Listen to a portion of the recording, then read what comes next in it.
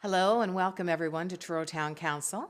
Before we begin our agenda, I will do a land acknowledgement. I, Kathy J. Henton, Mayor for the town of Truro, acknowledge we are Mi'kma'ki, the ancestral traditional lands of the Mi'kmaq people. We acknowledge the peace and friendship treaties and recognize we are all treaty people. We recognize African Nova Scotians are a distinct people whose histories, legacies, and contributions have greatly enriched the part of Mi'kma'ki, known as Nova Scotia, for over 400 years. We will now proceed to our public agenda. This is a public council meeting for the town of Truro for Monday, February 3rd, 2025. Just before council today at Town Hall, we raised the flag to commence African Heritage Month for February, with many events planned in our community over the next few weeks. I want to thank Councillor Talbot for saying a few words with me today at the flag raising and for everyone who attended. The first item is the approval of the agenda. Mr. Dolter, are there any changes, admissions, deletions to the agenda? Yes, Madam Mayor, I have one change. The published agenda, item 4A, request for decision, regional strategic tourism plan. That item will be pulled from the agenda to be added at the next public meeting. Thank you very much. So I would call for a motion to approve the amended agenda, removing item 4A, request for decision for regional strategic tourism plan. Would somebody please make a motion to approve the amended agenda? Councillor Fleming, thank you very much, and Councillor Talbot. Any questions? All in favor, please say aye. Aye. Contrary minded, motion is carried. Thank you. Next item on the agenda is the approval of the minutes from the January 13th, 2025 public council meeting. If you've read the minutes, and there are no changes, I'd ask for a motion to approve the minutes. Councillor McGrath, Councillor Pryor. Any questions or discussion from the minutes of January 13th, 2025? Seeing none, all in favor for approving the minutes, please say aye. Aye. Contrary minded, motion is carried. Thank you. Number 3 on our agenda, petitions and delegations and correspondence. Mr. Dolter. Nothing today, Madam Mayor. Thank you very much. Now we're moving on to item 4, old business. And we have now removed item A. So the request for decision, the CNSCC request for funds for the CRA. Mr. Dolter. Thank you, Mayor. So there was a CAR audit letter that came to the Central Nova Scotia Civic Centre Society, and it was dated October 31st, 2023.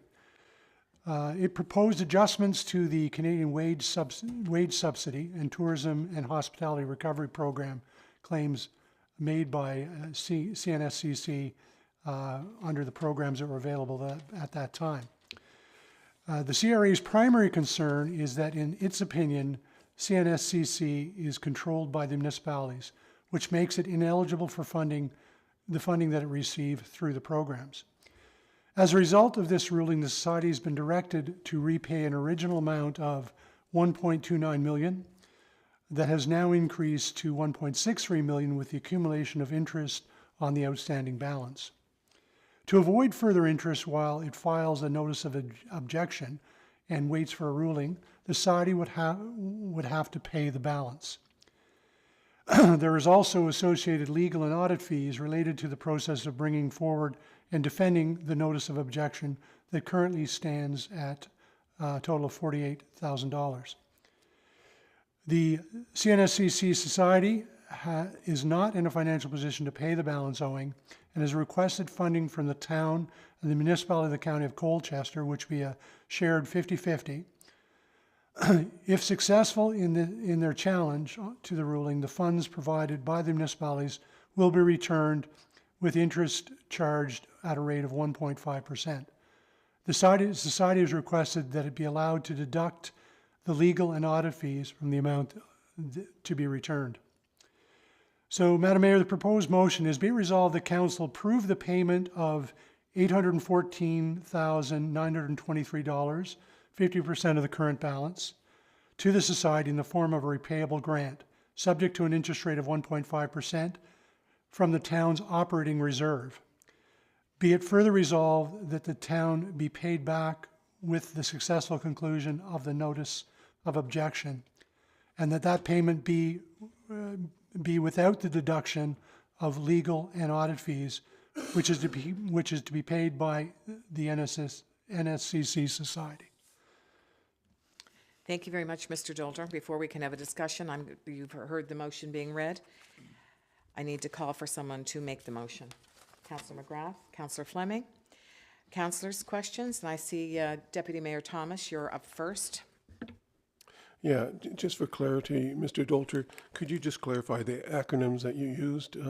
Because I'm not sure everybody understands who CNSCC is, and also the CRA. Just for clarity, so people understand it, and just do just a quick overview of what you said, but using those titles, because I'm concerned that people aren't following it at home. So essentially, the Central Nova Scotia Civic Centre Society is the operating organization the council has an operating agreement with that operates the Rath Eastlink Centre, and they have that agreement's been in place for about 12 years now. And CRA is the Canada Revenue Agency, which is the oversight body and the audit body for the funds that were issued during COVID relief, and as a result of audits that are ongoing with many organizations that have that applied and received COVID relief funding, they are now, declaring when they feel someone is not eligible for the funding and therefore requiring it to be paid back. So that's the basis of the 1.63 million that's being requested back from the Central Nova Scotia Civic Centre Society and the subject of the motion. Thank you, Deputy. Councillor Graham. I'm just wondering about the interest rate. Is that per year, per month, per week? That would be an annual rate. How long do we expect the term of the loan to be? If all works well, it should be less than a year. Is that a necessary requirement of the loan? That term of the loan? No, it's basically, the loan right now is, it's basically almost a demand loan. We're not setting a term with it on the basis that we don't know when the hearing and ruling will come into play. It could be a year, it could be less, or it could be more. It all depends on when the hearing is scheduled by CRA, which we can't control. So $1 million, we don't really know when it will be paid back. I'm wondering what the effect of that on our budget and our ability to plan will be. Because this is coming out of our operational reserve, it should have no impact on our overall planning. Council's aware, we hold about a $2 million operating reserve, which is intended for things like this, unknown things that happen during the operational year that are unbudgeted, but and the fund is there, so it doesn't impact on regular operations. Thank you. Thank you, Councillor Graham. Councillor Talbot. Yeah, I just wanted to clarify a couple of things. Number one, the REC does not have the money to pay this, so it's going to end up in our lap if we don't step up. Secondly, the interest that's being accrued would be even more. So if we waited to a year and denied this loan, we're going to be faced with a much bigger bill. So the motion does make sense from my perspective. Yeah, this is the only way to, if I could, Madam Mayor, this is the only way to stop the interest accumulation. Again, if we allowed it to just stand, we could owe as much as, or the society could end up as much as $2 million by the time the hearing actually arrives. So again, it's prudent fiscally to assist them make this payment, and and hopefully they'll be successful in their challenge. Thank you. Councillor McGrath. Thank you, Madam Mayor. I'm in agreement. This is not an easy decision that we have here to make. I would much rather see that money go elsewhere. However, the society is unable to receive any like HST rebates or other funding, and that's going to harm their programming. Obviously, we like the REC, we like what it does for our community, so I am in favor of the motion, but I do hope that the CRA, comes to their senses, I suppose, because if this was us running it, I think it would be run a little bit differently. Thank you. Thank you, Councillor. Deputy Mayor. Yeah, I just want to clarify the fact that the society is managed by the society board and not by the town nor by the county. Yeah. We own it, but we do not manage it. And this was a management decision by the society to apply for this COVID relief money to help keep people employed during that very difficult time. And it's understandable. It was their understanding, of course, that they wouldn't have to pay this back. But CRA has, or the Canadian Revenue Agency, has reviewed all their loans, not their loans, but what they paid out in grants during that period. And this one they feel as though it's owed to them back. So at any rate, there's a legal expense to doing all this. And my understanding it's $48,000, if I remember from looking at this material, it was like $48,000 to date. This is going to end up probably, let's say, $100,000 or more, and it must be clarified that this is a management expense, not expense of the county or the town, and so we're not eligible to pay that. Is that correct, Mr.? That is correct, and again, that is the reason why the request for us to pay that is we're not accepting that on the basis that, you know, the argument we think is completely valid. They're independent, therefore their legal and accounting costs are their own. So that's there.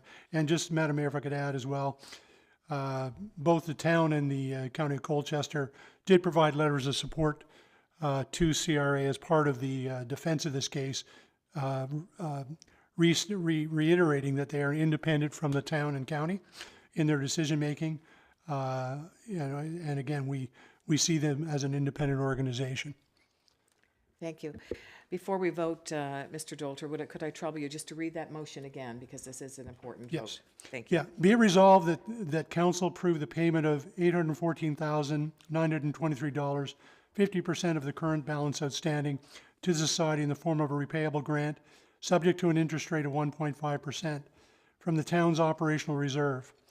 Be it further resolved that the amount to be paid back with the successful conclusion of the notice of objection be without the deduction for legal and audit fees, which is to be paid by the Nova Scotia Central Civic Center Society. Thank you very much. Council, you've heard the motion. Now, yep, the question's coming forward. Thank you, Deputy Mayor. All those in favor of supporting the motion, please say aye. Aye. All right. Contrary minded? Motion's approved unanimously. Thank you very much, Council. Now we're going to move on and to our next agenda item, which is the George Jones Memorial. And we have for the fire station renaming. And we're very pleased to have Nevin Jackson join us in chambers today. Welcome, Mr. Jackson.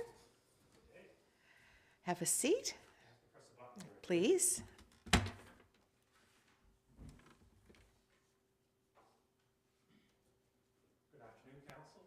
Chair, Madam Mayor, it's great to be here. I believe this is my name is Nevin Jackson, by the way, and for the past 4 or 5 years, as most of you are aware, I've been working with a group of volunteer firefighters from the Truro Fire Brigade and looking at ways to honor and recognize a person and an event that happened in our town almost 170 years ago in 1860, when George Jones, one of our first professional barbers in town, was instrumental in organizing the first meeting that would lead to Truro having a much more organized and efficient fire service in the town of Truro. I won't retell the whole story because I've done it a few times here. The last time I was here was in October, and there was a motion passed by council to accept the budget and overall initiatives related to the recognition. Today I'm back to have council consider two separate motions, one being that we erect a plaque along the entrance of the Truro Fire Hall, Truro Fire Station, to recognize and to commemorate George Jones's accomplishments. And I'll read the plaque, I have it with me. The actual plaque will have to be ordered depending on today's motion. Most likely it'll be a little smaller than this, but the title is George Jones and Truro's First Bucket Company. And it reads, George Jones, a black man, was one of Truro's first professional barbers. In 1860, his Queen Street barbershop graced the north side of the Common, now Victoria Square, in the downtown center. In February of 1860, after a week which saw 2 disastrous fires, diarist Israel Longworth recorded the following. George Jones, recognizing the dire state of fire protection in Truro, organized a meeting in his barbershop to take steps relative to the formation of an engine company. Among those present were some of Truro's most prominent citizens. There, on February 13th, a bucket company was formed with a captain and 3 lieutenants appointed. Every head of household was to receive 2 buckets, and every young man 1 bucket for the purpose of firefighting. The meeting organized by Jones and the bucket company it formed was the foundation of today's modern Truro Fire Service. And we hope in 2025 that George Jones Memorial Fire Station will be named in his honor. So that leads into my second motion. The first motion is the erection of this plaque. The second motion that I would like council to entertain is related to the naming of the fire station itself.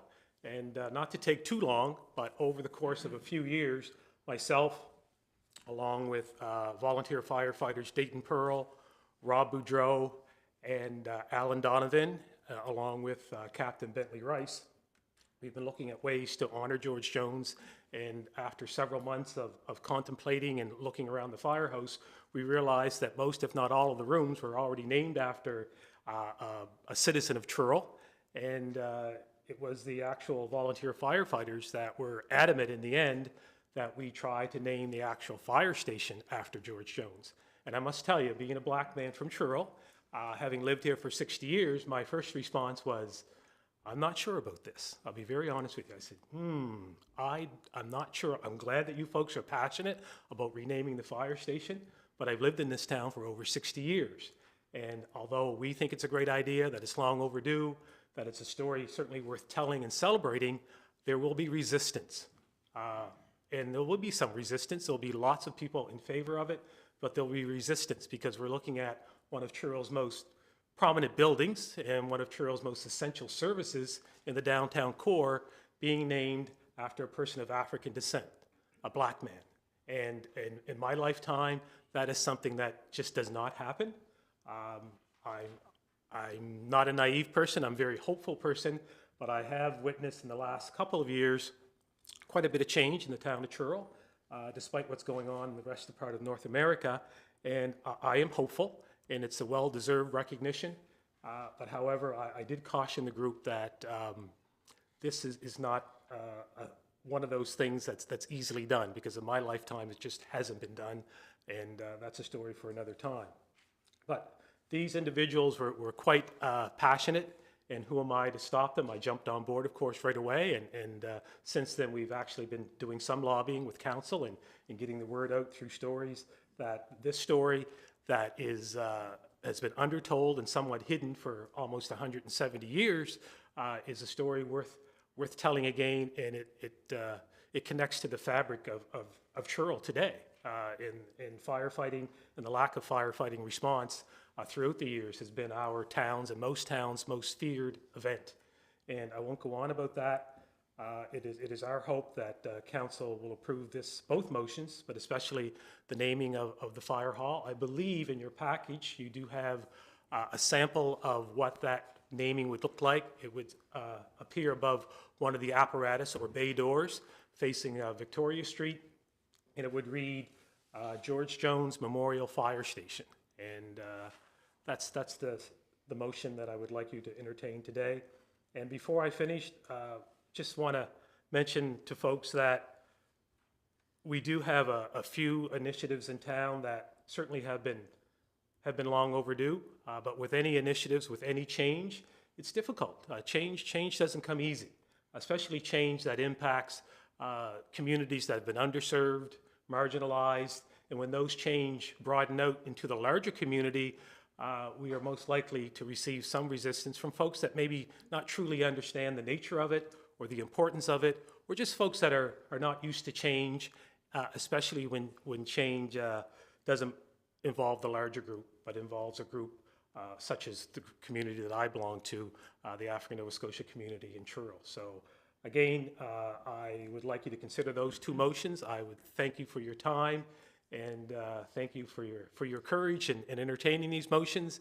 And again, I, as a young fellow growing up, not seeing myself or my community represented, I'm certainly humbled today to bring this information to you and ask you to entertain this motion, because to be very honest with you, I didn't contemplate a day would come when our community and those that sacrificed a great deal, whether it be George Jones or the 4 or 5 ladies that we're recognizing later this summer along Fort Street, or the No. 2 Construction Battalion. I would never entertain a time when those events or those groups or those individuals would be celebrated in the town of Truro, not just in their own neighborhoods, but in the greater part of Truro.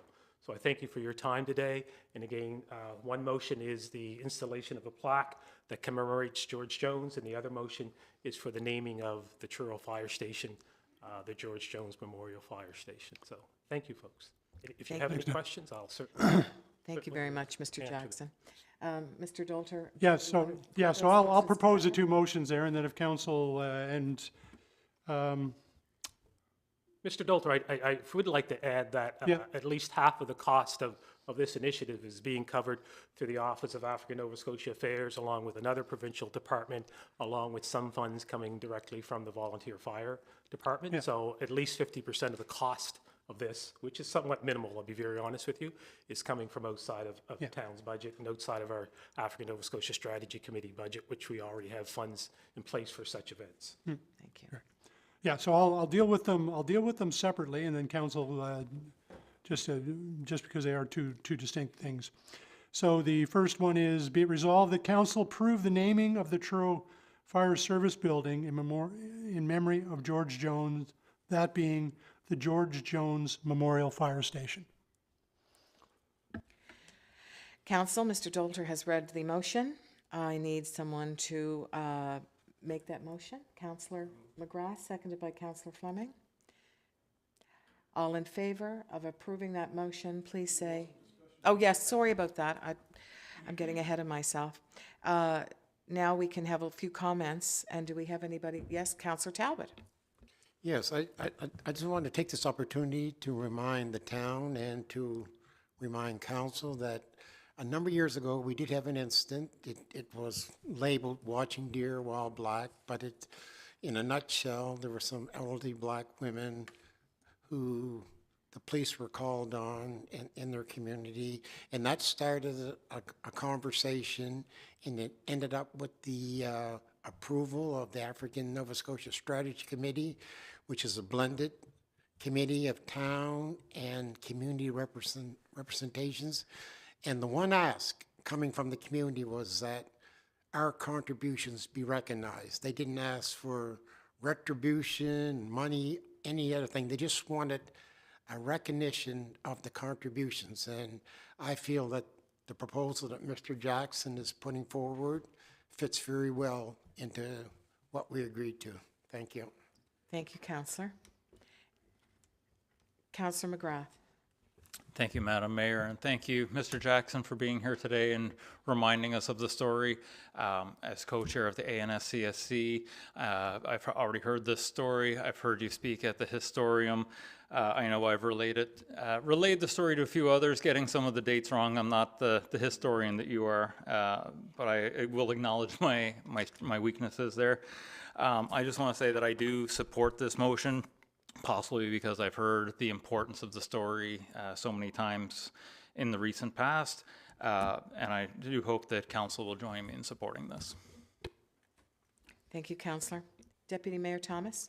I wanted to ask Mr. Dolter, we have several public buildings around town. Are there any public buildings named after any particular individual? Not currently, no. Most of our buildings are named by location. Douglas Street Recreation Center. We do have Colchester Legion Stadium again as kind of a recognition of the Legion, local Legion. Not named, so there's nothing named after individuals other than through the Raths Eathling Centers through a sponsorship, obviously. Right, through sponsorship. And so how do we honor those in the community that have contributed greatly to the community, such as Mr. George Jones, who obviously contributed greatly to the community? Typically, again, in this particular case is an indication, I think, of how the process would work. If someone came forward for the naming of a building because of, either athletic contributions or civic contributions, council would have the ability to consider that once those motions, if someone, for example, wanted to name town hall after a prominent citizen, that's something council could consider in the same vein as they're doing here. Okay, well, it's just something, this is brand new for the town to do this. And what I'm trying to get out of you is that, you know, we do honor contributions of citizens. We always have. And we've honored them by naming a room after them, putting a plaque up or Rooms whatever that. And streets as well, too. And We have streets, streets is the other one that we do Right. as well, right? But, so this is breaking precedence in the sense that we haven't named any civic buildings after anybody. And yeah, I'm just wondering what this opens up as far as naming all our buildings after prominent citizens or citizens that have made a significant contribution, Yeah. such as George Jones. Yeah, I mean, obviously the potential is there. I mean, it's, to be honest, it's quite common, particularly with the federal government, to name buildings after individuals that made, significant contributions. Parks as well. Yeah, parks as well, too. So, large civic landmarks. So again, I don't think it's a dangerous precedent because it's one that's followed by other levels of government. Again, you're correct in saying it's new to us, but change is good. Yeah, okay, that's fine. And the cost now, I'm interested in the cost of making this change. Does this change all letterheads, et cetera, et cetera? Yeah, I think, Is there in fact, I think cost if of I'm that? not mistaken, the brigade is offered to, the plaque that will be the next motion, offered to cover the cost of that, and I think put money towards the signage as well on the fire hall. As part of this as well, I guess we'll talk, there's also a coin that's been developed, a challenge coin, which members of the brigade and the community will distribute, again, to kind of bring forward George Jones's story. The town, through the African Nova Scotian budget that we've funded for the strategy committee, is going to fund that. So again, it is shared costs, and then the ANSA has also agreed. African Nova Scotian Affairs has also agreed to fund a portion as well too. So it is a shared expense. Again, I think everybody recognizing that it's an important thing for us to do. Right, thank you very much. Thank you, Deputy Mayor. So we have had the motion, we've had a seconder, we've had our comments, and now we're going to have the vote. This vote is on the erection of the plaque. No, Of the renaming. the renaming it, yeah. Sorry, the So, renaming, yes. all those in favor, please say aye. Aye. Contrary minded? Passed unanimously. Thank you, Council. And the next motion, I guess, falls into place quite well with this. So be it resolved, the council approve the installation of a George Jones Memorial plaque at the entrance of the fire station. This plaque would serve to tell the story and contribution of George Jones to the town of Truro and the Truro Fire Service as well. Thank you very much, Mr. Dolter. Who's prepared to make a motion on that? Councillor Graham, seconded. Councillor Fleming. Discussion? Councillor Graham? I fully support putting the plaque up. I think it's great. I'm just wondering, are there other, through you, the mayor, to the chief, are there other plaques in the fire hall? Recognizing other individuals?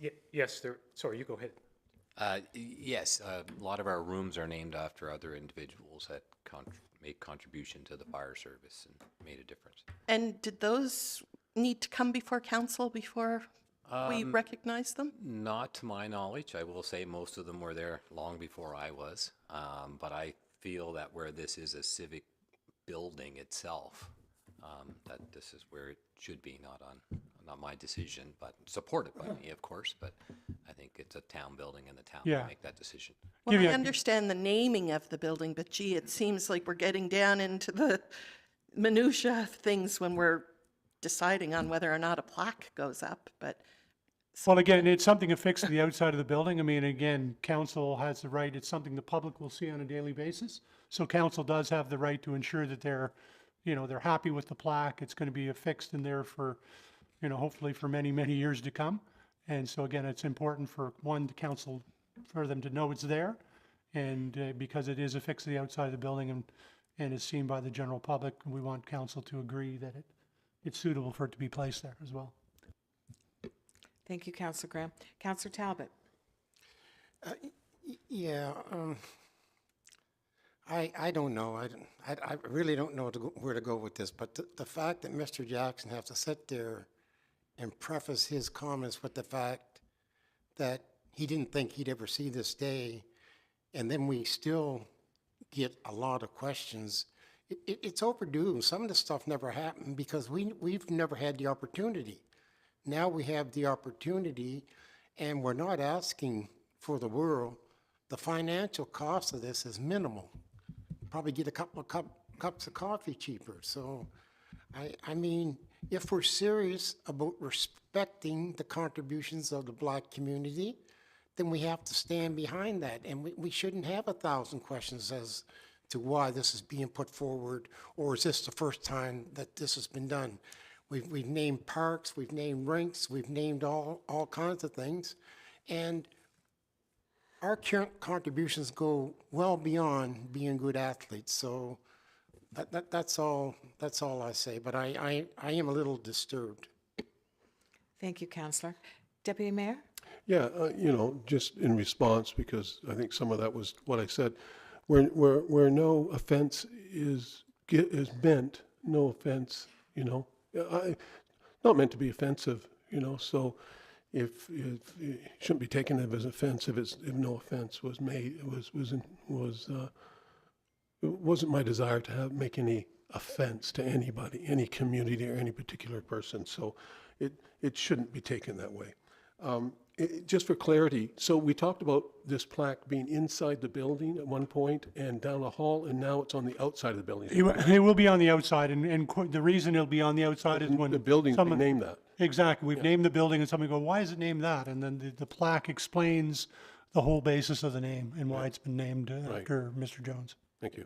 If I could just say a few more words, because I know, Mr. Doctor, you spoke about other initiatives. So we have in our possession a challenge coin with the Truro Fire Service emblem on one side, and the back side is a silhouette of an African Nova Scotian representing George Jones, along with his barber pole that has Afrocentric colors woven through it.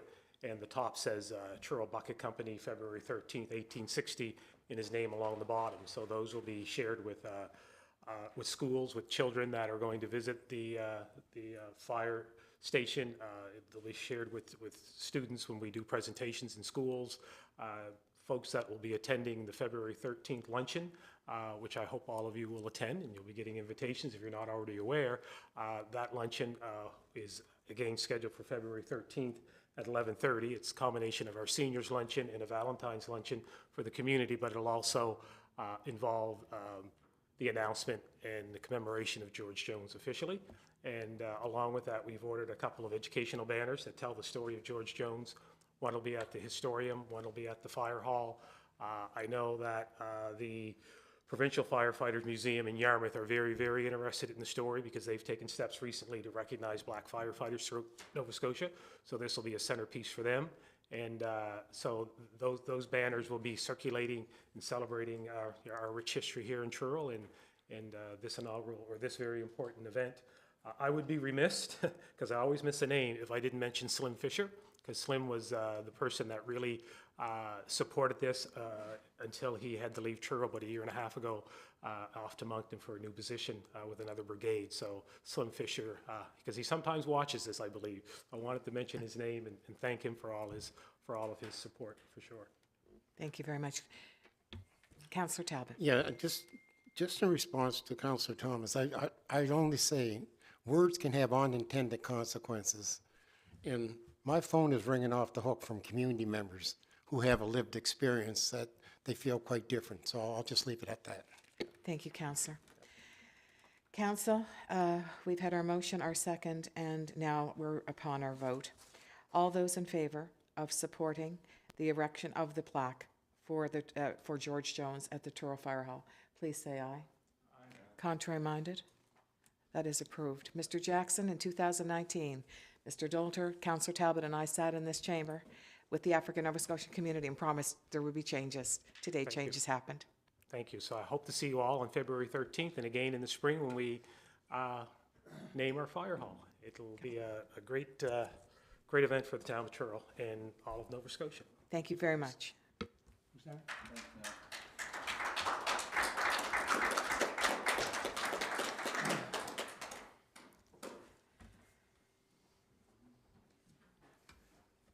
Thank you, Mr. Jackson. Item number 5, our in-camera summary report. Mr. Dolter. There were no in-camera session in the month of January, and there is nothing on the agenda for today. Thank you. Now we move forward on our department reports. After each report, council may ask questions. After all reports are presented, I will call for a motion to approve the reports and for any final questions.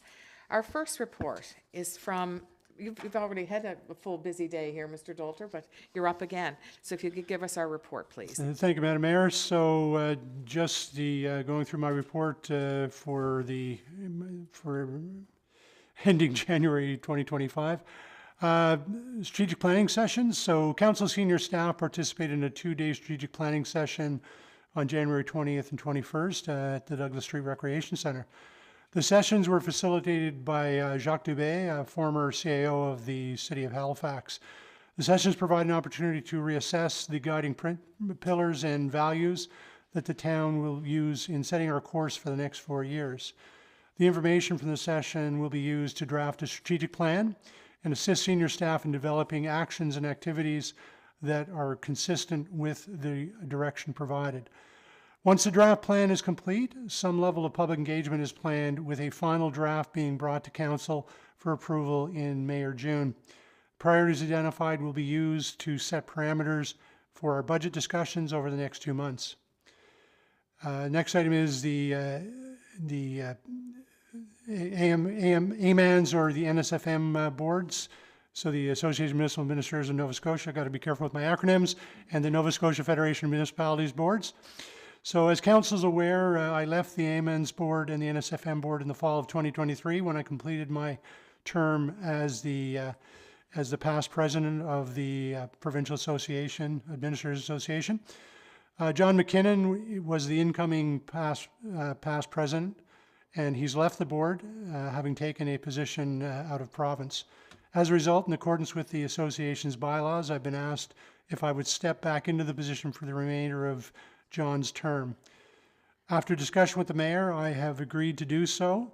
The term will end in November 2025. So again, that'll just take a little bit out of my schedule every month for a few meetings and some other things. But again, I think there's a number of things going on that I'd like to have some insight, particularly on the NSFM board, as province goes through a couple different things, particularly with service exchange and the police review, which I think will be valuable to the town.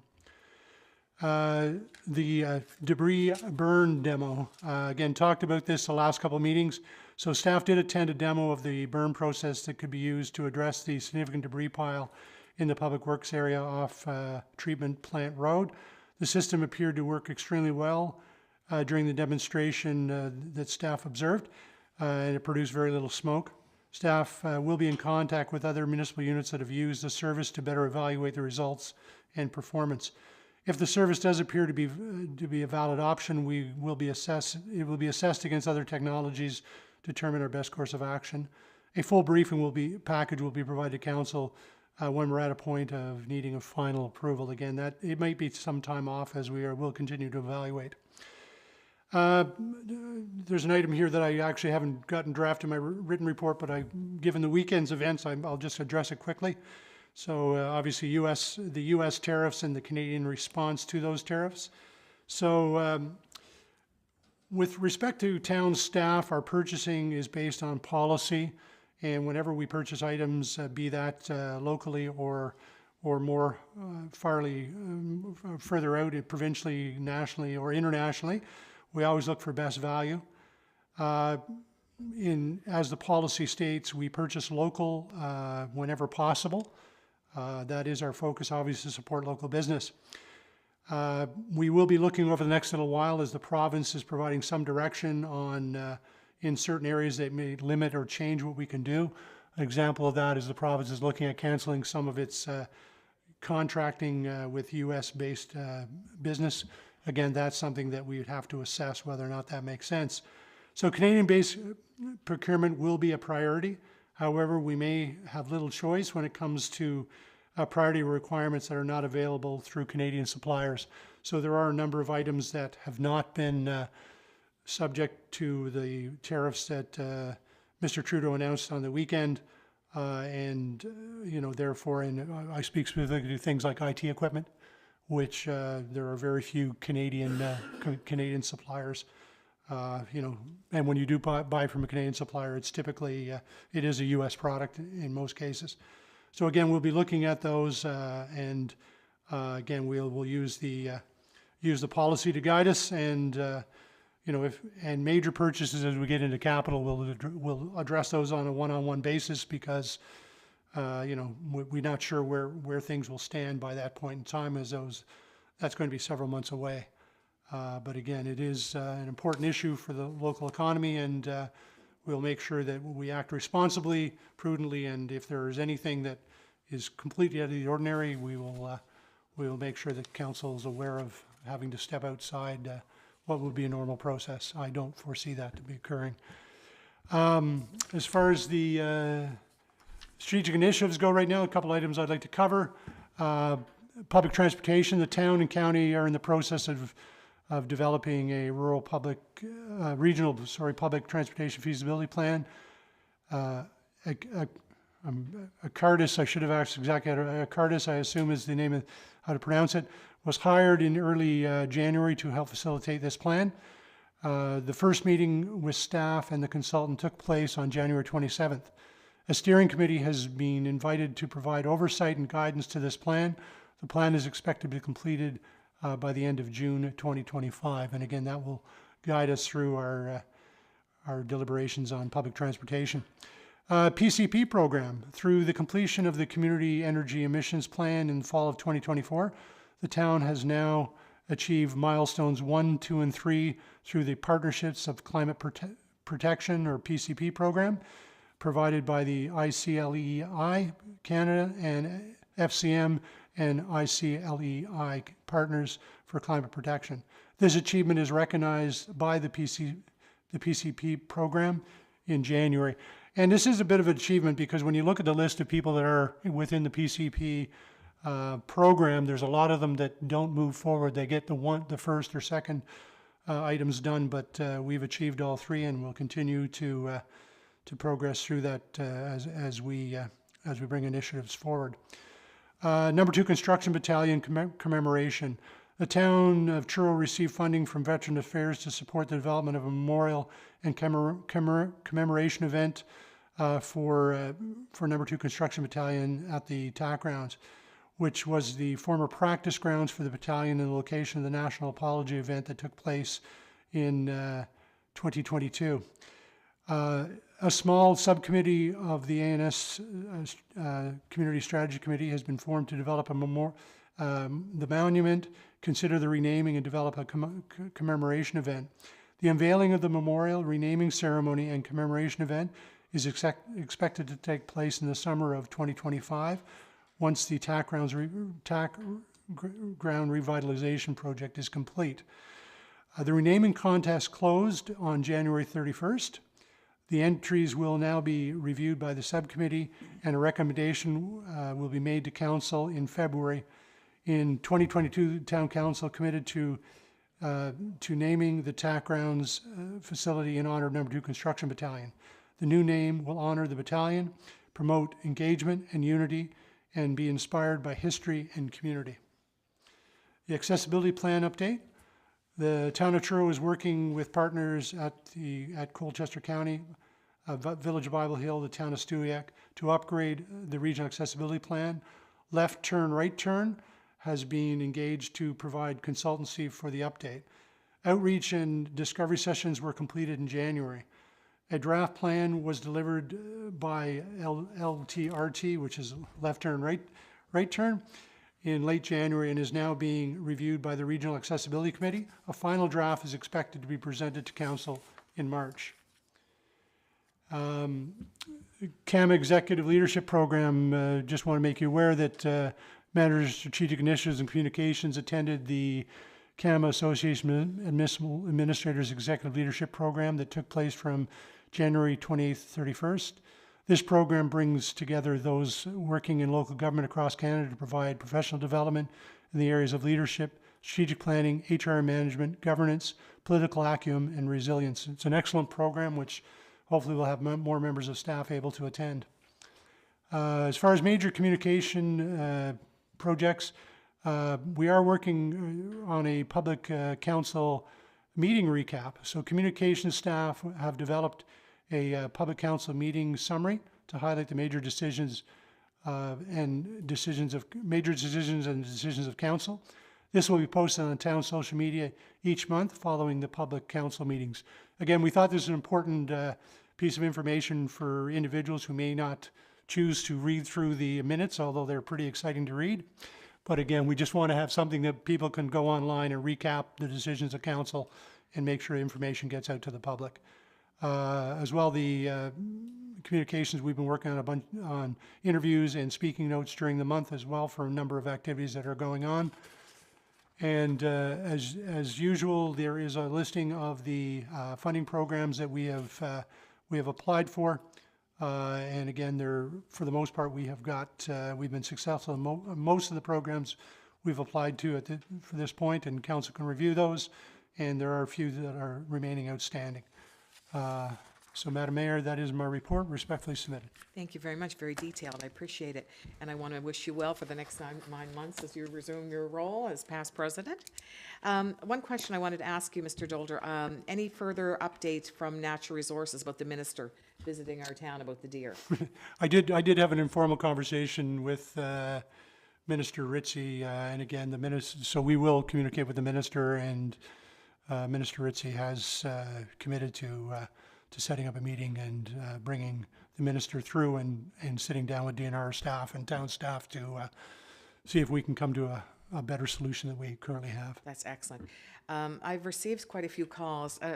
Are we able to open the discussion or revisit the possibility of a stop sign or a speed bump on Smith Avenue? I will leave that open to the traffic authority to consider. So yeah, it's always possible, Madam Mayor. I mean, you know, we'll look at it again. I know it's been an issue that has been looked at a number of times, but at the the traffic authority will review and then make a recommendation back to council one way or the There's other. a lot of young families now that have kind of changed hands there. Some of the older citizens have sold their homes and younger families there now, and I think it's concerning. I know there's been traffic cameras down there from time to time, but they're not there all the time, and it is a busy street. It is a busy street. Yes, Deputy Mayor. Yeah, I just wanted to discuss again, we talked about this at the last council meeting, but was the debris burn pile, you know, in the demo that took place. And I'm just concerned about the ash and just leaving it in place, or what's going to happen to it, because arsenic and chromium are two heavy metals that can be leached into the ground. And it's my understanding that groundwater flows away from the reservoir. Is that correct, Mr. Dole? There is, I mean, there were concerns about leachate from the dump. We did study that, and there was no particular issue with the leachate from that study that was done. As far as the ash that comes out of this system, that's something else that we'll need to gather more information on from the company and ensure that there is no danger should we choose to go with this method, right? And so again, that would be one of the deciding factors, obviously, is that the byproduct, the char that came off, would be inert and would not affect the environment. Correct. Thank you very much, Mr. Dolder. Thank you, Deputy Mayor. Any further questions for Mr. Dolder? Councillor Graham? I'd like to applaud the communications department and the new direction of our social media. I think it's great. I'm just wondering, is there an update? There was some discussion on a newsletter being produced to go out to our community. Have we made a decision on that? Is that going? Can residents expect to receive something?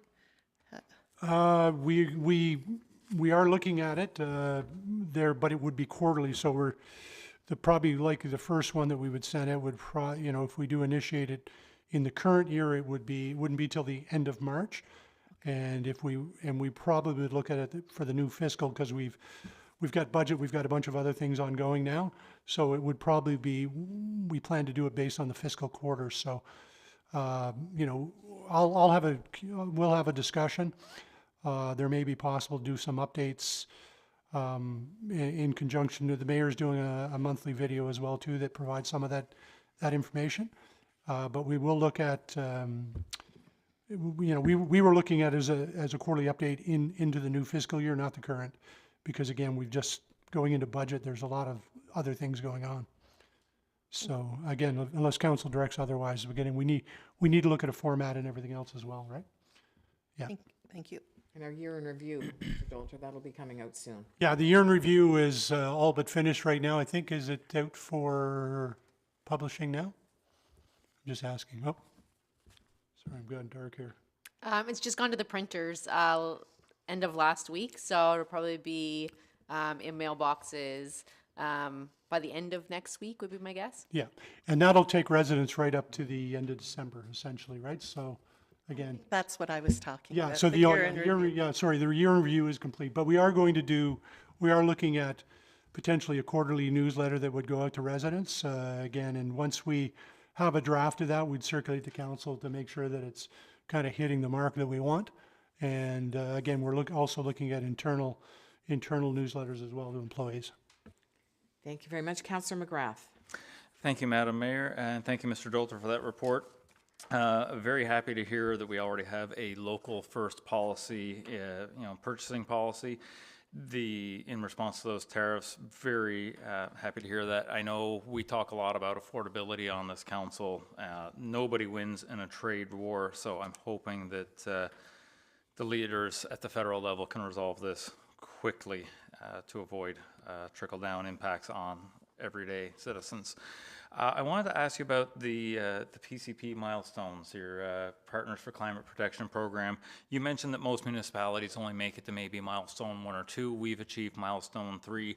Can you tell everyone how many milestones there are? Are there more to come? I'm going to point my finger towards Ms. Grant. She probably can speak to the program a little bit more detail than I can. Yeah, so there's 5 milestones altogether.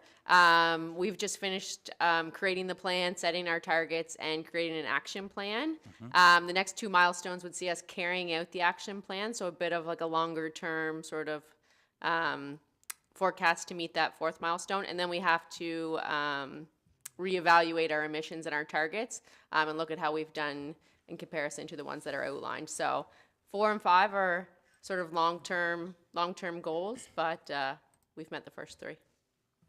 Excellent. Very proud of this town for being able to take that initiative and lead by example. And Mr. Dolter, I wanted to ask about the Public Transit Steering Committee. Obviously, I think a lot of us are excited about the possibility of public transit, if it makes sense. Has that steering committee been named? I know you asked in the fall. Yeah, go ahead, Ms. Grant. Nope. Yeah, so there was a briefing note that came, I think, back in November that sort of outlined the members of that committee. They've all been invited to sit on the committee at this point, but we haven't actually had our first committee meeting yet. Okay, thank you. And Mr. Dolter, I gave you some reprieve last month, but I wanted to ask about our progress on the library pigeons. The pigeons versus chimney swifts, have we made any progress in that battle? We are still waiting for final information out of Department of Natural Resources and Renewables. So we understand that direction will be provided shortly, but we're still waiting on that. Okay, thank you. Thank you, Councillor McGrath. Seeing no further questions for Mr. Dolter, we're going to move on. Our second report is our corporate service report, given to date for the first time by our new Director of Corporate Services, Tara Russell. Take it away, Ms. Russell. Thank you, Madam Mayor. So, thank you. Your package includes statements that provide an overview of the financial position of the town of Truro operations up to the end of December 2024. Looking at total revenue to the end of December stands at $36.5 million, or 97% of the annual budget. Property taxes have been fully billed and at 100% of budget. Deed transfer tax is above budget at 133%. This item is difficult to budget as it's based on property sales, which are unpredictable. Our federal grant in lieu has been received. However, we're still waiting on the provincial grant. Revenue services to other municipalities continue to flow based on billings. Revenue from services offered remains strong, and the stadium recorded revenue for the first time this year in December, now that it is reopened. Under other revenue, higher interest rates continue to show a benefit, with earnings 198% of budget. Miscellaneous is outperforming budget by 170%. This line is budgeted conservatively and includes items such as small donations, surplus of equipment sales, EV charging stations, station revenue. Government transfers are consistent with quarterly billing cycle, except for other account, which is at 387%, reflecting additional unbudgeted grants that were applied for and received this year. Total expenses to the end of December is $26.5 million, or 70% of the annual budget, consisting of, under legislation, or legislative, other expense account is slightly over budget because of the retirement expenses for Mayor Mills' send-off. General administration continues to be higher, slightly higher at 86% due to increase in insurance premiums, unbudgeted safety requirements, and other professional fees. Regional events reflects the commitment to the rec for the Nova Scotia Stampede. Corporate services, other expenses reflect the payment of the full amount of the finance software bill. Fire services is at 82% due to the payment of the water utility charge. All other accounts are in line. Transportation and environment, streets and sidewalks is at 106%, reflecting expenditures during the construction season, the annual gravel requirements, and the increased cost of traffic control. This account will be looked at during the budget development to ensure that funding is adequate. Overall, transportation and environment is on budget. Parks, recreation, and culture are showing a higher percentage expenditures in seasonal accounts related to summer activities and the advance payment of last quarter for the rec grant. Overall, we continue to operate well within budget. Under information technology, the IT department continues to support internal IT needs, closing 114 help desk tickets this month. They continue to work on IT requirements for the overall TAC ground redevelopment, and they've replaced, the replacement of personal computers is at 80% complete. Respectfully submitted. Thank you very much. Questions for Ms. Russell? Councillor McGrath. Thank you, Madam Mayor, and thank you, Ms. Russell, for the report. This question might not actually be for you. It might actually be for Mr. McKinnon, just because I see the increased cost of traffic control. Do we know what's driving that? Just the contractors' prices have increased significantly in the last couple of years. Well, I We assume go that was- through a competitive process to get traffic control companies, but the prices of them all have gone up. Okay, but you don't know what's actually driving their increase. I assume their prices have gone up, but Yeah, I don't know whether it's the resources of trying to get people to work, or the fuel, the vehicles, insurance. It could be any number of factors. okay, thank you. Seeing no further questions from Ms. Russell? No. Oh, I do. See, Deputy Mayor always is the last one to raise his hand. There we go. I didn't check to see if others had questions. Thank you, Madam Mayor. I just want to look under financing. Just was wondering about, perhaps Mr. Dolter could chime in if required, but just a review of the loans, the principal outstanding, et cetera. I know it's just given there, and I'm not asking for a monthly review of, what's owed where, but I think it might be helpful at some point. At least I'd like to have the understanding of of what's owed and where, and perhaps before our meeting in late March or so, we could have something along those lines. Does that seem like a reasonable request? Yeah, it's quite straightforward to do. We can give a full breakdown of all the outstanding balances that we have on our loans. Again, that should be no issue. Yeah, thank you very much. Thank you, Deputy Mayor. Seeing no further questions, thank you very much, Ms. Russell. You're a natural. Wasn't that bad, was it? All right, thank you so much. Now we're going to move on to our fire service report. Chief Blois Curry, Chief.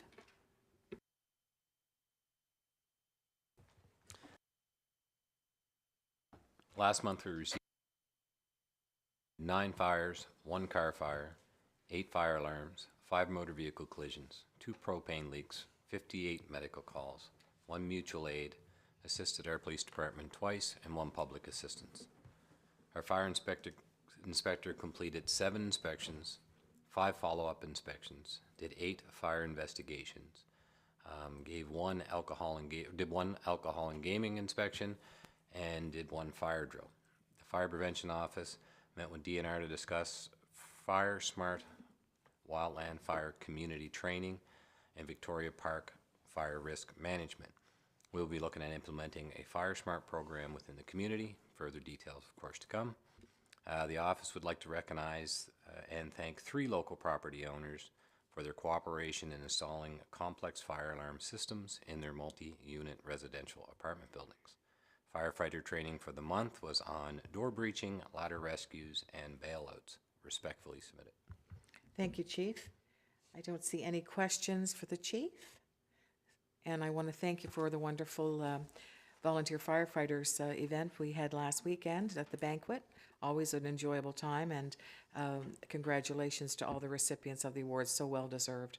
Always one of my favorite events to go to every year. So thank you, Chief. I'll make sure I pass that on. Thank you. Now we're moving on to Planning and Development. Director Jason Fox, if we can have your report, please. Thank you, Madam Mayor. This is the Planning and Development Report for January 2024. Planning and Development projects, we had 1 project noted here, which was the shared planning and development services with the town of Stewiacke. So we entered into an agreement with Stewiacke on January 1st, 2025 for the town to begin formally providing planning services to the town of Stewiacke. And then planning applications, we currently have 6 active applications on the books, 1 at 656 Yonge Street, 1 off of Rexdale Ford and Marshland Drive, 1 at 67 Inglis Place, 1 at 60 Golf Street, 1 at 730 Yonge Street, and 1 at 373 Roby Street. Site plan approval applications, we currently have 2, 1 at 45 Duke Street and 1 at 161 McLean Street. Building statistics for the month of January 2024, we were at $113,600. For the month of January 2025, we were at $1,815,469. In terms of bylaw enforcement, active bylaw violations that were on the books in January, we had 35. 8 of those have been resolved. Respectfully submitted. Thank you, Mr. Fox. Any questions for Mr. Fox? Councillor McGrath. Thank you, Madam Mayor. My question to Mr. Fox is around the affordable housing framework that we're working on. I don't see that called out in this report. Are we making progress on that file? We're still waiting on response back from the County of Colchester. The CAO and I did meet with our counterparts at the county offices back in, I believe it was November, and we were waiting on them to respond to us with, because the next step was for them to broach their council to get some buy-in from their people to their council to find out what if they are interested in pursuing something together with us, and we have not heard back from them at this point. All right, thank you. And then just on the shared planning and development services, I know the answer to this question, but the work being done by planning staff with the town of Stewiacke, that is an operational matter. Staff will be reporting to their council for anything. So the things that are happening in Stewiacke with our planners don't affect our council, correct? That's correct. Perfect, thank you. Thank you, Councillor. I see no further questions, so thank you very much, Mr. Fox, for your report. Moving on, Truro Police Service, Chief Dave McNeil. Thank you, Mayor Hinton. Report for January as follows. We had 35 motor vehicle collisions. We issued 198 provincial traffic tickets under the Motor Vehicle Act, conducted 27 road safety check stops, responded to 18 noise and other bylaw type complaints, 5 impaired driving investigations, 2 drug investigations, 105 other provincial acts such as Liquor Control Act or Trespass Act, 78 mental health and wellness checks, 27 violation of court orders, 13 crimes against persons, 13 assault investigations, 30 theft investigations, 23 property damage or disturbance calls, 4 break and enter complaints, 7 frauds and forgery complaints, 68 suspicious persons or vehicles, 25 alarms, and 101 other calls for police assistance, for a total of 779 calls for the month. 223 resulted in charges. There were 119 parking tickets issued. 105 of those were for violation of the winter ban, and there was 51 speeding offenses issued in various streets in Truro. The Community Enhancement Report, officers' reports attached for your reading pleasure, respectfully submitted. Thank you, Chief. And I don't see any question. I do. Deputy Mayor. Yeah, in your report, Chief, you have a Community Enhancement Division at the very bottom under General. It says, continue to prepare Truro Mall sub-office, and I wasn't sure what that meant. Could you explain that, please?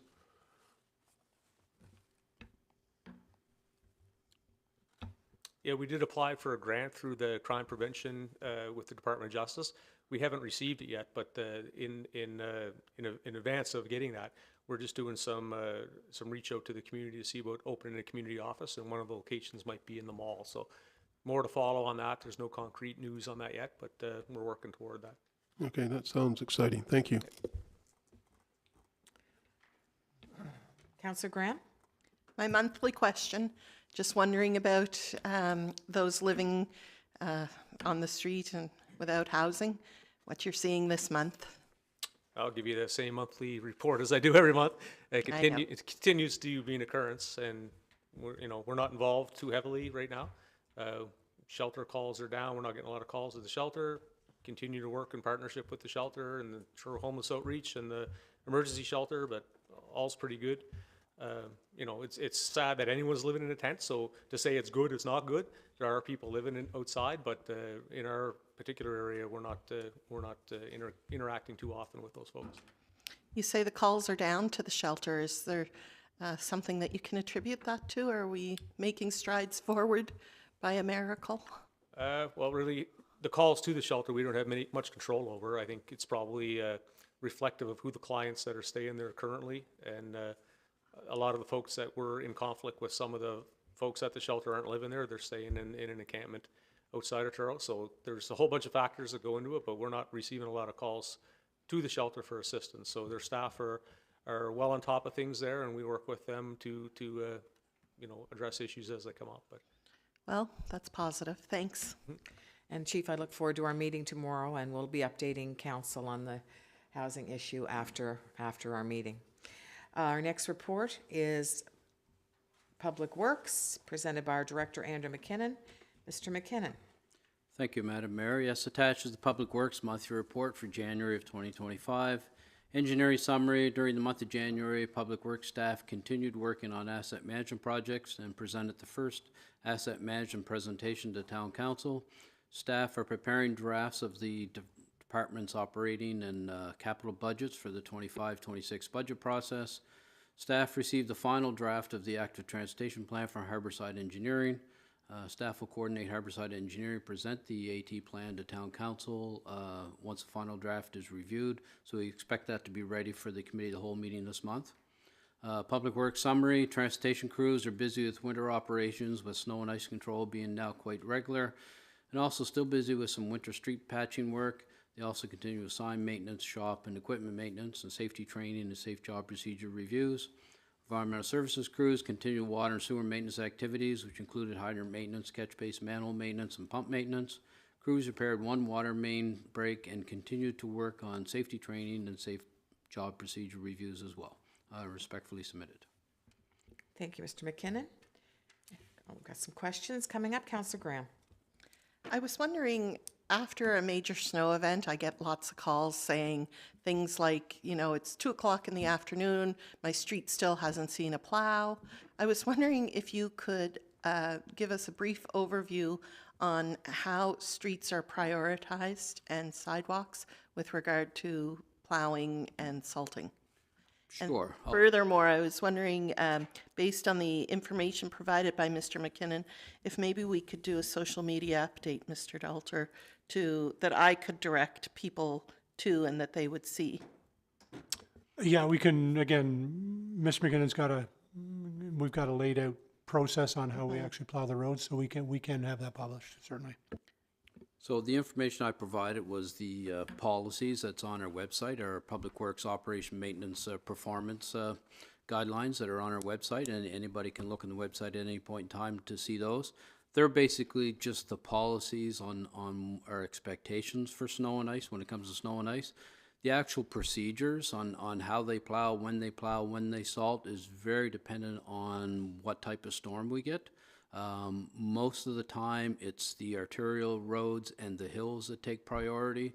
On some occasions, it's the stops that take priorities, intersections essentially. And of course, when it comes down to it, to finally get everything plowed, the local streets are usually the last ones done because of the hills and the arterials taking priority. And with sidewalks, it's a little bit different. We try to get out almost every morning at 4 a.m. to try to have things clear, particularly in the school zones and the downtown areas before people are out moving around at 8 o'clock or whatever hour they're out moving around. So that's the way we operate. And then, of course, if there's a storm, the plows, sidewalk plows, they could be going steady and not just at 4 in the morning. Thank you. Councillor McGrath. Thank you, Madam Mayor. Mr. McKinnon, regarding the active transportation plan, there is an active transportation committee. I know since I've been elected, I was assigned to that committee, and I've requested that we have meetings. We have yet to have a meeting since I've been on council. Is this committee still required, or can it be disbanded since we have the plan set? Or does the information from the consultant need to go before that committee? I might need to defer to the CAO for that because I'm not sure. I mean, as staff, we were just given the draft plan that we had, and we hired the traffic engineering consultant to try to put a real plan together for it. So we've been working with them on that. So whether we want to go resurrect this committee and present it before we present to council, I'm not sure. Yeah, and in fact, it's only been the last week or two that we've gotten the full report back from the engineering consultant. So from a process perspective, yeah, it's probably something that with the active transportation committee existing, with probably something that should be presented to the committee to review, but ultimately the report itself needs to be presented to council because there's some widespread ramifications for multi-year funding and a general understanding on how the process is going to move forward. But again, I think it's, the committee was struck. It probably needs to, go in front of the committee for their review. And again, their understanding as well too, because it's important for members of the public that are on the committee to understand where things are and how things are going to roll out moving forward. So I guess the next likely step would be to try to set a meeting of the committee, and the report can be provided to them for review, and then it would ultimately come to council for review and discussion. Okay, thank you. Thank you, Councillor. Thank you, Mr. Dolter. Our final report, saving the best for last, Parks and Recreation, and Director Ashley Sims, please. Thank you, Madam Mayor. General maintenance continues throughout downtown parks, fields, and trails. Outdoor winter activities continue to be extremely popular, with hundreds of people using Codwell Roach Heartland Ice Surface and our trail system daily. Users are reminded to expect and respect all users and share the space. Users are also reminded to prepare for winter conditions, including slippery trails. The Canadian Ramp Company was awarded the tender for the construction of an asphalt pump track in the Rail Yard Mountain Bike Park. Funds for this project are supported by ACOA, and the project will commence in the spring. The 2025 street planting program is underway. 99 tree planting sites have been identified to date, and 31 tree species have been selected for this year's program. Our community drop-in programs are ongoing. For a list of our programs, please call Douglas Street Recreation Center or visit the town's website. This winter, we are offering free sticks and pucks at the Colchester Legion Stadium. This program has been extremely popular. Additionally, our Learn to Skate program will be returning soon, so stay tuned for upcoming dates and registration times. The Winter Equipment Loan Program is now in full operation. Snowshoes and cross-country skis are available for a 4-day loan, picking up on Thursdays and Fridays, weather permitting. And the skate loan program is managed through the Colchester East Hants Library. Truro Winter Long John Festival will be taking place February 14th to the 17th. The event schedule can be found at trurolongjohn.ca. Throughout December, the town of Truro made an effort to recognize and celebrate important dates within our community. These include National Ribbon Skirt Day and Lunar New Year. Respectfully submitted. Thank you, Director Sims. Any questions? Councillor McGrath. Thank you, Madam Mayor, and thank you, Ms. Sims. Just a note more on the ice surface, and users are reminded to prepare for winter conditions. I just wanted to highlight some community members who, during the snow last week, brought some shovels down to the rink late at night, and they were taking turns clearing the rink as they were going. And I love that community spirit. I just wanted to call that out and thank them for that. Also, thank you and your staff for the winter loan programs. I know there are a lot of people excited about that. I'm certainly excited to try to get out sledging again. With the Winter Long John Festival, this is from the February 14th to the 17th. Just last week at Committee of the Whole, we heard from the Strategic Tourism Expansion Plan folks about expanding that festival. Have your folks had any chance to look into that yet? Do we have some plans on an expanded festival? We haven't had time to look at that yet.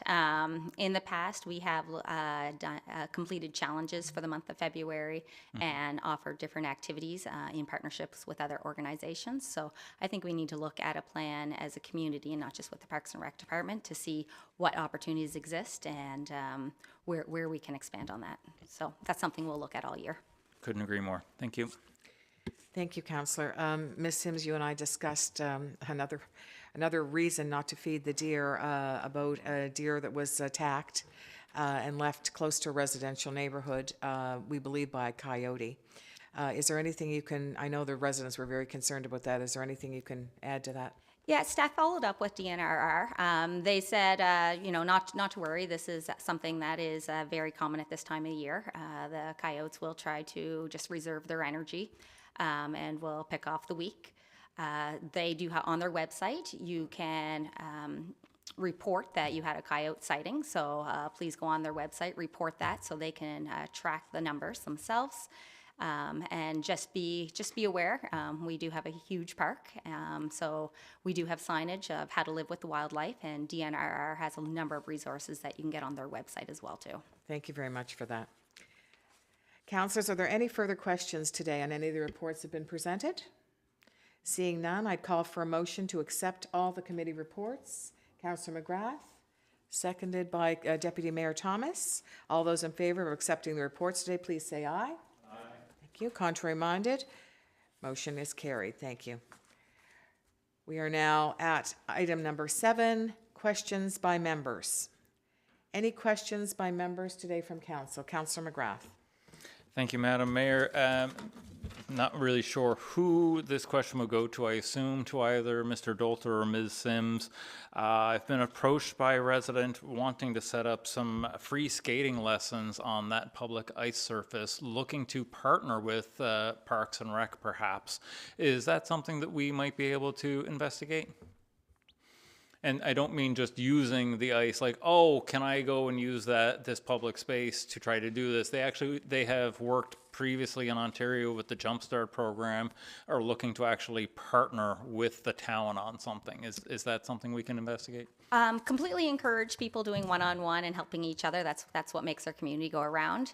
We are offering some Learn to Skate programs at Colchester Legion Stadium. We try to avoid scheduling things that may take away from just public skating at the Civic Square.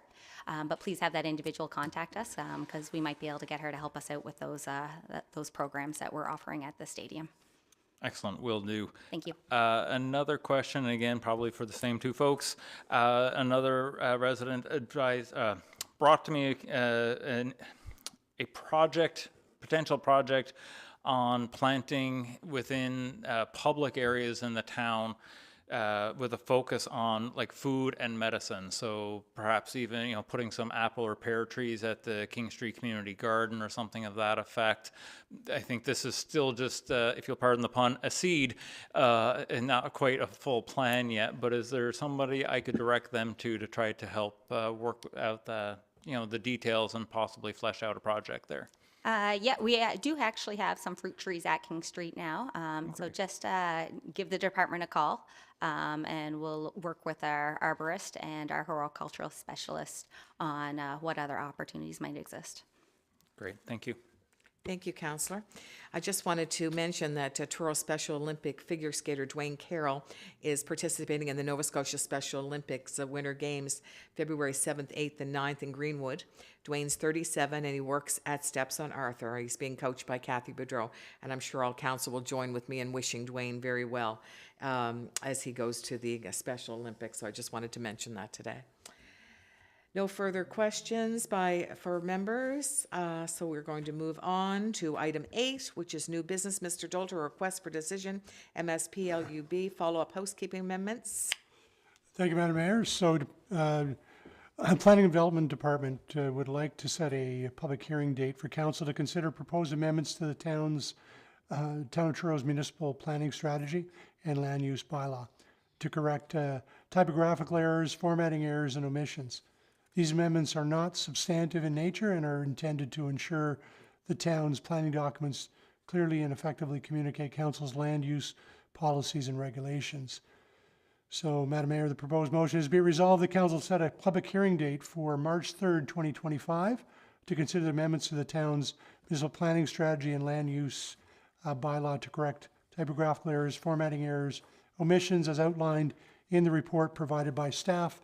And attached to this request for decision is an outline of the changes that are being proposed by the Planning Department.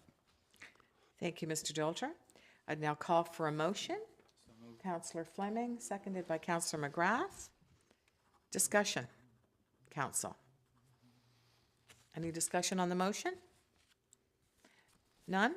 All in favor, say aye. Aye. Contrary minded? Approved unanimously. Thank you, Council. Item 8B, request for decision, 4648 Ford Street and 2238 Rexdale Drive to set a public hearing date. Mr. Dolter. Thank you, Madam Mayor. So an application by Wallace Retirement Living to permit a multi-unit residential development comprised of 4 buildings, 2 6-story 50 to 55 unit buildings, and 2 4-story 35 to 40 unit buildings on lands off Marshland Drive with access via Rexdale Drive and Ford Street. This application was reviewed by the town's Planning Advisory Committee at their August and December 2024 meetings. So, Madam Mayor, proposed motion is be it resolved that council set a public hearing date for March 3rd, 2025 to consider entering into a development agreement with Wallace Retirement Living to permit 2 6 50 to 55 unit buildings and 2 4 35 to 40 unit buildings on lands off Marshland Drive with access via Rexdale and Ford Street. Thank you, Mr. Dolter. You've heard the motion. I'll call for a motion to be made by Councillor McGrath, seconded by Councillor Pryor. All in favor? Oh, sorry, questions? Sorry. Oh, Councillor. Thank you, Mayor Henn. I had the opportunity to watch the committee meeting online, and one of the comments was from somebody on the board that the building didn't seem to be very much detail to it, and it was just kind of maybe rushed. And there was some comments whether it could maybe have been put off for a month before it came to us for a hearing. I'd like to hear comments from somebody who was on the board, Councillor McGrath or Councillor Thomas, what that was all about. Yeah, you were there too, yes, sorry. I believe that it was Councillor Thomas or myself who, in response to a comment that Councillor Thomas had made regarding stormwater management, and that maybe the committee should have the application stay at committee a little bit longer to further review what stormwater management may look like for this particular development. I did follow up with Councillor Thomas after the meeting, and we did discuss it again. I'm not sure where Councillor Thomas landed on his feelings. He thought he would speak to our engineer about it, but I'll pass it to him there. But that's where it originated. It's a request for me. Okay, Deputy Mayor. Yeah, thank you very much, Madam Mayor. I did talk to the chief engineer for the town, Director of Public Works, and we had a brief discussion about this. And my major concern is that it's my understanding that this is the first time we're going to okay a development that's solely on 1 in 20 floodplain. And that's a concern. And I'm not so concerned about the buildings, but I'm more concerned about the parking lots and the driveway going into them, because you cannot build those up. Those must remain essentially where they are. They have to be built, they have to be properly built, so there's some bringing of fill, but there'll be some taken out. I'd like to know more about that, but that's my concern. But my biggest concern is there are already a development on Park Street, the corner of Park Street, and also Marshland Drive. And now we're looking at essentially 4 more buildings. And every time you put a building up, and this is my thought, and I don't know if I'm correct, but it makes logic to me that as you build up to provide flood proofing for each of those buildings, essentially you're building them all up, and at some point it's going to restrict the flow of water out of that area. The more you put up, the more restrictive it's going to be. And so I personally, I'm not saying anything about the building at this time, but what I would like, and this is what I've come to, is that I would like the process to proceed. I would like at some time, this is what I would like the chief engineer to examine the report by the developer. The developer will submit a flood mitigation plan. Our head engineer will review that. And I would like, as part of the approval process, that the head engineer come and explain it to us. Because in the end, it's going to flood. That area will flood. And cars, if not removed, will be flooded. And people will look to the council and say, why did you approve that? Why did you approve that? You knew it was a floodplain. And so I want to have some comfort as to how this will be addressed, but I also want to understand as much as I can. I'm not an engineer, but I think I can understand when it is explained to me the movement of water through that area and how it will be restricted or not restricted, and the level of comfort that, because normally what we do is council asks the professionals in the planning department, engineering plan, to review it, and we have full confidence in them, and I do have full confidence in them. But in this case, we're dealing in a 1 in 20, which means it will flood. And I personally want a higher degree of assurance. And to get that assurance, I'm asking for the patience of the head engineer to explain that to me. And I believe he should explain it to council before we make that approval process.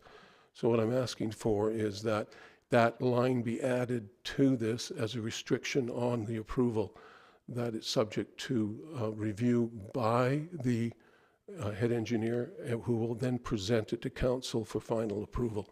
That's what I like. It's a tremendous investment this is not cheap to have an engineering plan done. It hasn't been done because it's very expensive to do this, to have this engineering work done. It's in the thousands.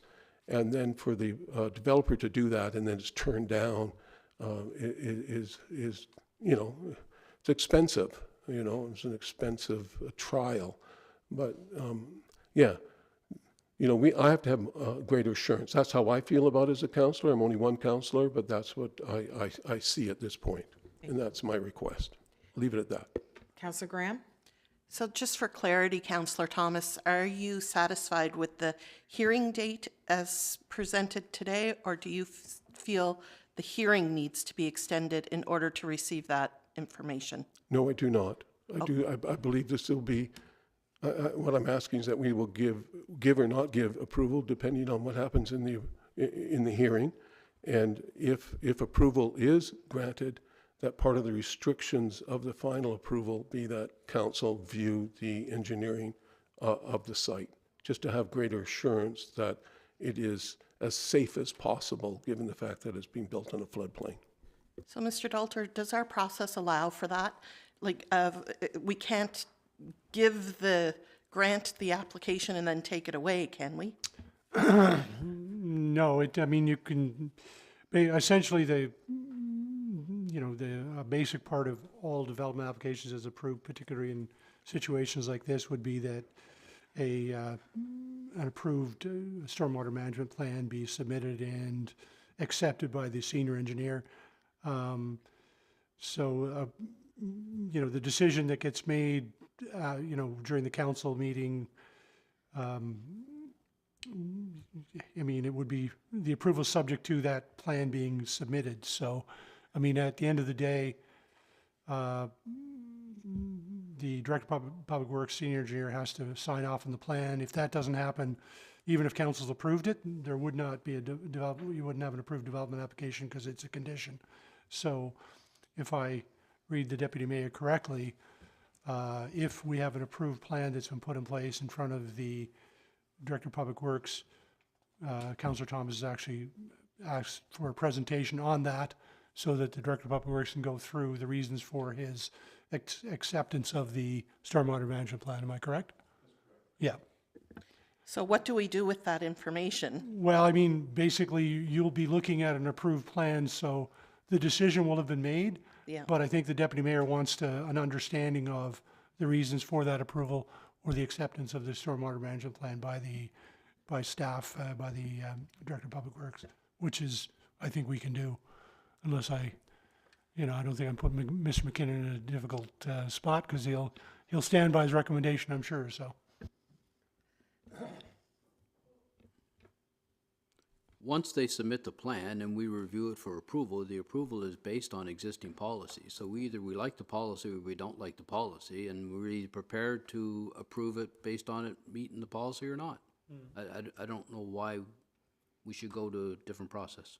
Well, no, basically your approval would be based on the policy that's in place, and we just outlined, typically council doesn't get the benefit of the full breakdown other than the fact that you've approved it, right? It's an approved stormwater management plan, Okay, so I want to be very clear on before we go to the vote here, the request for decision is that this be put on the agenda for March the 3rd. Correct. Okay, so that's what we're going to be voting on now. We had our comments. I see no further ones.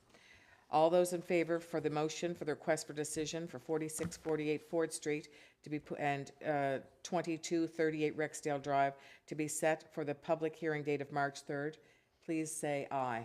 Aye. Contrary minded? Motion carried. Thank you very much. I want to thank council, staff, our CAO, our solicitor, and all those who watched our meeting today and those in the gallery today. Our next public town council meeting is Monday, March 3rd, and it sounds like it's going to be a busy one, Mr. Dolter. I want everyone to have a safe and enjoyable February. Let's continue to be kind to each other and to our town. I declare the Town of Truro Council meeting for February 3rd, 2025 adjourned at 2:35 p.m. Thank you, everyone, and have a happy February.